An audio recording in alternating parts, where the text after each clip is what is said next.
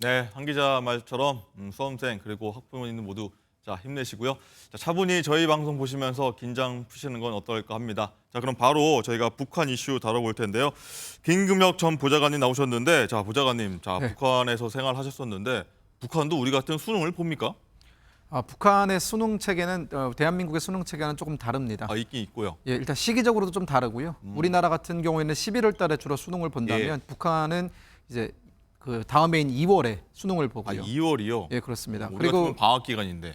그렇죠. 그렇죠. 왜냐하면 북한은 4월이 입학 시기이기 때문에 아. 입학을 한 2개월 정도 앞두고 이제 시험을 봅니다. 어. 그리고 이 수능이라는 시스템 자체도 대한민국은 이제 이 수능이라는 시스템을 통과하면 이제 대학교를 들어가는 네. 즉 대학교를 가기 위한 어떤 그 관문으로서 역할을 하지 않습니까? 어. 북한 같은 경우에는 이 수능은 사실 대학교를 들어가기 위한 용도는 아니고요. 그냥 전체 졸업생들이 한번 국가고시를 치른다라는 느낌의 어떤 수능이 있고요. 네. 대학교 입학 시험은 대학별 학력별 그 대학별 고사가 따로 있습니다. 아. 그래서 각 대학마다 시험을 따로따로 치르기 때문에 예. 아마 그 고등학교 한 5학년, 6학년 정도 되는 어떤 그 학생들은 이제 본인이 갈 대학을 정해놓고 그 대학의 어떤 특성에 맞춰서 시험을 다 준비를 하고 있습니다. 네, 그렇군요. 지금 보시는 영상이 김일성 종합대학이라고 하는데 사실 김금혁 부장관님은 아마 익숙한 곳일 것 같아요. 저 대학을 나오셨는데 뭐 서울대라고 하지 않습니까? 북한의 서울대라고 하는데 북한 입시제도 분위기는 좀 어떤지 좀 자세히 좀 설명해 주십시오.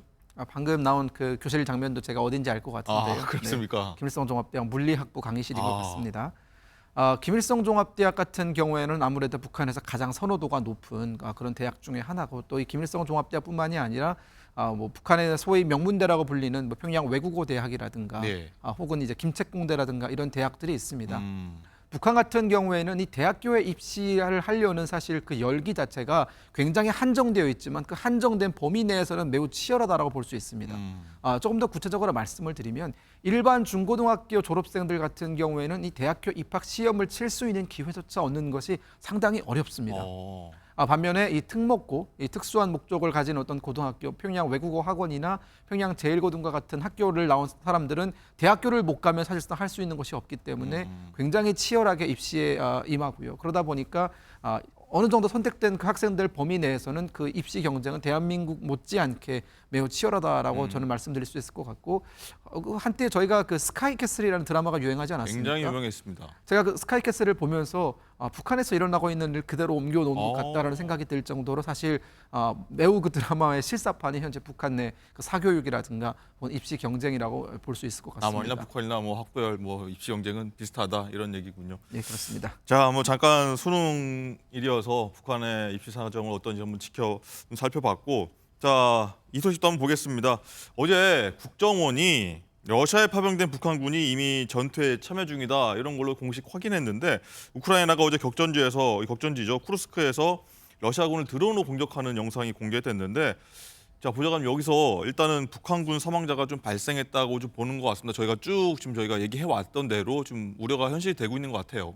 네, 그렇습니다. 이 북한군 사망에 대해서 사실 뭐 구체적인 영상이나 뭐 포로가 잡혔거나 그런 건 아직 공개가 된 건 없지만 알려진 그 보도에 따르면 현재 약 5만 명에 달하는 러북 연합군이 쿠르스크에서 이미 진격을 개시했고요. 또 우크라이나군의 어떤 보도에 따르면 10분에서 15분 간격으로 지금 매우 치열한 전투가 지금 벌어지고 있다라고 하죠. 또 그 전투의 강도가 기타 다른 동부전선이나 남부전선에서 진행되는 전투보다 훨씬 2배에서 3배 정도로 강도가 높다고 합니다. 그러다 보니까 당연히 사상자는 발생할 수밖에 없고 어제자 보도를 확인해 보니 쿠르스크에서 단 하루에 전사한 사람의 숫자가 일반 동부전선에서 사망한 숫자보다 훨씬 많다라고 하죠.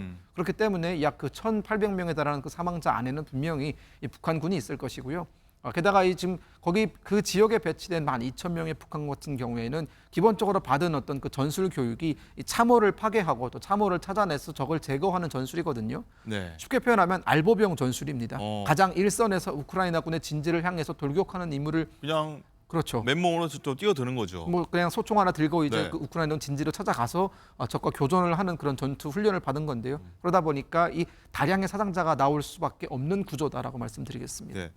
말씀하신 대로 어제인가요? 이 개전 이후로 가장 많은 이제 사상자가 발생했다고 하는데 1,800명 정도 된다고 하는데 이게 보니까 트럼프가 전쟁을 종식시키겠다 뭐 이런 얘기를 하면서 서로 이 종전이든 휴전이든 그때까지 서로 양측이 많은 땅을 차지하기 위해서 더 치열한 전투를 벌이고 있는 것 같은데 그래서 더더욱 이제 사상자가 많이 나올 것 같다는 좀 추측이 나옵니다. 네, 그렇습니다. 이 트럼프 당선인이 후보 시절 여러 차례 공언을 했듯이 본인이 대통령이 되기 전 24시간 안에 이 러우 전쟁을 끝내겠다라고 여러 차례 강조를 하지 않았습니까? 네. 물론 이게 물리적으로 24시간 안에 전쟁을 끝낼 수는 없습니다. 그렇겠죠. 하지만 이 트럼프 당선인 특유의 그 화법에 우리가 좀 기초해서 말씀을 드린다면 어쨌든 단기간 안에 러시아 우크라이나 전쟁이 끝날 것으로 보이고요. 그렇기 때문에 현재 그 트럼프 대통령이 제시한 협상안 중에 가장 유력한 것이 현재의 전선에서 모든 전투 활동을 멈춘다 아닙니까? 그렇게 따지면 결국은 그 시점이 발효되는 그때의 그 땅이 곧 영토가 되기 때문에 사실 뭐 한국 전쟁 때 6.25 때도 마찬가지였습니다. 네, 그렇습니다. 결국은 이 정전협정이 발효되기 직전까지 싸우지 않았습니까? 네. 그런 상황이 현재 우크라이나에서 반복되고 있다라고 보시면 될 것 같고 정말 남은 2개월 동안, 남은 3개월 동안 그 전에 보지 못했던 가장 어떤 강도 높은 전투가 벌어질 가능성이 상당히 높습니다. 그렇군요. 자, 그리고 최근에 유엔 등 국제사회가 북한의 인권 문제에 대해서 강하게 비판을 하고 있고 또 개선 요구까지 나오고 있는데 그런데 이 북한이 인권 실태를 감추기 위해서 해외 공관을 동원해서 이 탈북민들을 이 사회적으로 매장하기 위한 여론전을 기획했다. 이런 정황이 또 어제 나왔습니다. 네, 그렇습니다. 이 작년 11월에 탈북하신 그 리일규 참사의 네. 어떤 증언에 따르면 또 리일규 참사가 가져오신 자료에 토대해서 말씀을 드린다면 북한이 현재 외교 공간들에 나가 있는 이 북한의 외교관들에게 자국 내, 즉 북한의 인권 문제가 국제사회로부터 많은 비판을 받고 있는 것에 대해서 대응을 해라라는 주문을 했고요. 특히나 이 북한의 인권 문제를 가장 강하게 그리고 북한 입장에서는 가장 아프게 거론하는 것이 바로 이제 탈북민들 아니겠습니까? 저를 포함한 많은 어떤 북한에서의 어떤 인권 상황을 경험했던 사람들의 그 증언이 어떻게 보면 이 국제사회 내에서 북한의 인권 상황에 대한 공분을 불러오고 있는 것이고요. 그것이 결국은 그대로 북한 정권에게는 위협이 되고 있으니 북한 정권 입장에서는 이 탈북민들의 여러 가지 공개 활동 또 인권에 관련된 활동들을 억제하기 위해서 다양한 뭐 소문이라든가 혹은 이제 근거 없는 비방을 만들어내서 네. 그들의 어떤 그 말의 권위를 떨어뜨리기 위한 다양한 어떤 좀 안 좋은 활동들을 좀 외교관들에게 요구를 하고 있는 것이고요. 특히나 주목할 만했던 것은 어떤 다른 국제기구라든가 다른 나라가 이 탈북민과의 접촉을 하게 될 경우 북한과의 어떠한 대화도 할 수 없다라는 네. 점을 여러 차례 강조하라고 하는 것은 결국은 이 북한 당국이 역으로 생각해 봤을 때는 그만큼 이 탈북민들의 증언에 가장 아프게 반응한다라는 것을 보여주고 있는 것 아니냐라는 생각이 듭니다. 실제로 뭐 위협을 좀 당하셨다든가 아니면 사회적 어떤 매장이라는 것 북한이 누군가가 의도했든 그런 경험해 보신 바가 있으십니까? 제가 올해 6월에 그 뉴욕에 갔어요. 유엔 안보리 회의에서 이제 북한의 인권 상황에 대해서 국제사회의 관심을 촉구하는 연설을 진행한 적이 있습니다. 근데 그 연설을 하러 뉴욕에 갔을 때 제가 묵었던 숙소가 하필이면 그 북한 대표부 바로 옆에 있는 건물이었거든요. 예. 그러다 보니까 미국 측에서도 상당히 관심을 기울여서 저의 어떤 보안이라든가 그 여러 가지 안전 조치에 대해서 하루에 약 3번 정도 문의를 해올 정도로 사실상 이 북한 외교관들이 이제 공개적인 무대에서 증언을 하는 탈북민들의 어떤 그 신상에 위해를 가하기 위한 여러 가지 어떤 그 안 좋은 움직임들을 가져오고 있다는 것을 그때도 체감할 수 있었습니다. 그렇군요.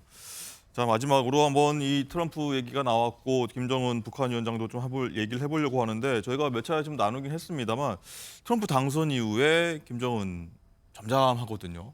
언제 때를 보고 있는 걸까요? 뭐 연락을 기다리고 있는 걸까요? 아니면 도발을 통해서 연락을 본인이 하려는 명분을 만들고 있는 걸까요? 어떤 걸까요 지금? 트럼프 1기 때, 그러니까 트럼프 대통령이 처음으로 대통령이 당선됐을 때 북한은 약 10일 만에 이 트럼프 대통령의 당선 소식을 알렸었고요. 네. 그리고 바이든 대통령이 이제 2020년에 취임을 했을 때 북한은 약 3개월이라는 시간이 40일 정도의 시간이 지나서 이제 공개를 했습니다. 네. 굉장히 그 공개하는 텀이 좀 길죠. 하지만 이번에는 어떻게 보면은 북한 입장에서는 아는 사람이고요.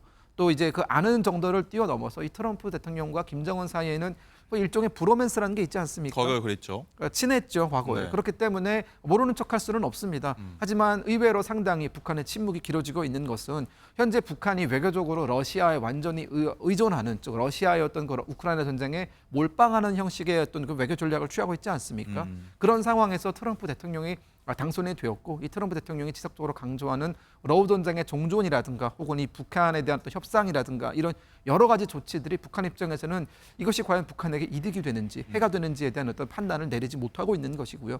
더군다나 이 트럼프 대통령을 보좌할 수 있는 이 안보 라인의 어떤 그 참모진들이 속속 공개가 되고 있는데 이들의 면모가 상당히 북한 입장에서는 좀 불길합니다.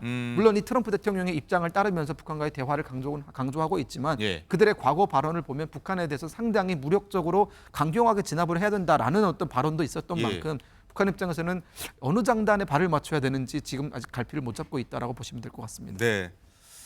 자, 여러 해석을 낳고 있는 이 김정은의 침묵 뭔가 폭풍 전야 같기도 한데 계속 한번 지켜보도록 하겠습니다.